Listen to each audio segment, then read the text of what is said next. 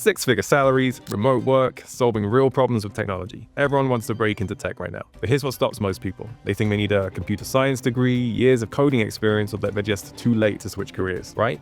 Wrong. I'm Tom, and today I'm sitting down with Sudeep Kumar. Sudeep is a tech leader who spent over 15 years at Meta and eBay, now mentoring people breaking into tech and data engineering on MentorCruise.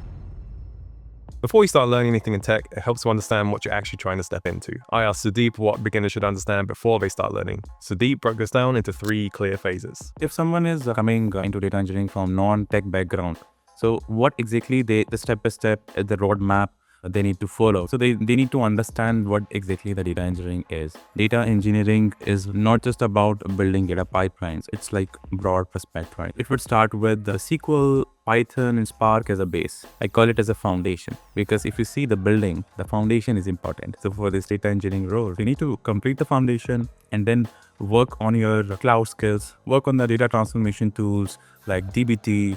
We have unified platform, intelligence platform like Databricks, Snowflake. But whatever your path, think of it as learning the language of how technology works. Phase 2, learn the platform. You need to learn in the second phase, which is orchestration tool. With the help of that, you can schedule the pipeline, build the pipeline and orchestrate. And on top of it, I would say the third phase is like building your own portfolio. Let's suppose you have a non-tech background in your current job, but you have some CPG domain, you are into insurance or whatever domain you have. You build the data and the projects, take the data from your domain so that you should be able to relate it and explain it during the interview that, yeah, this is the project I have done because this is related to me and I can easily explain. So definitely that could be the little tweak you need to do, and you can definitely mention that in your resume, and that will really build the portfolio. Tech isn't a monolith, it's an ecosystem. You've got people building products, moving data, securing systems, and analyzing information. And every one of these paths starts with the same question. What kind of problems do I want to solve? Once you know that, it's about learning the right sequence of things. If you stay consistent, most people can go from zero to a real tech role in about 6 to 8 months. By the way, if you want one-on-one help getting into tech, Sudeep offers mentorship on MentorCruise. He'll help you build your learning roadmap, prepare for interviews, and help you switch careers. Industry knowledge and interviews. One thing that a lot of beginners miss is how much industry knowledge matters when breaking into tech. So business knowledge, I feel like that is where it can really give you a competitive advantage as compared to other person. So let's suppose there is a demand in the CPG domain for kind of a pricing analyst or pricing strategy who have worked upon that. So a person who have already worked upon that in the previous project or maybe in the previous company, they would be preferred more as compared to any other person because this is the hiring for that particular project, that particular domain. So a data engineer can connect with the business people, the functional people easily if they know the functional and things and this domain better. And it's a really win-win situation for everyone. If you're breaking in from another industry, this can actually be your advantage. When it comes to interviews themselves, be prepared by practicing technical questions, revising your notes, and being able to walk through real-world examples. But don't forget to work on how you communicate your thinking confidently. Because if you can't explain your solution clearly, it's not going to land.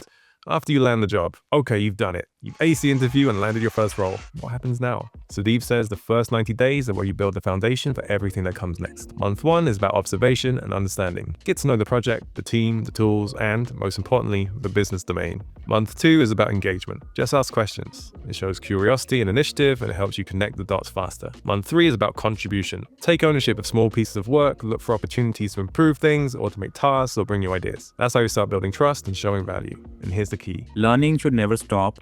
Even if you have good expertise in one of the tools, make sure you continue to learn every day, read some Medium articles and understand what new going on in the industry, how it's impacting the data engineering or in the data engineering, how things are growing, new tools are coming up every 3 months, 6 months now and then. So keeping yourself updated and within the project, those all skills you need to inculcate in yourself. That's it. You don't need the perfect background to break into tech. You literally just need to show companies you can solve their problems. Now, if you're wondering whether tech is actually worth the time investment, watch this video discussing the 5 tech jobs that will be in the highest demand for the next 10 years. If you want personalized help breaking into tech, Sudeep, along with hundreds of other mentors on MentorCruise, can help you find the right path and grow faster. Link below. Thanks for watching.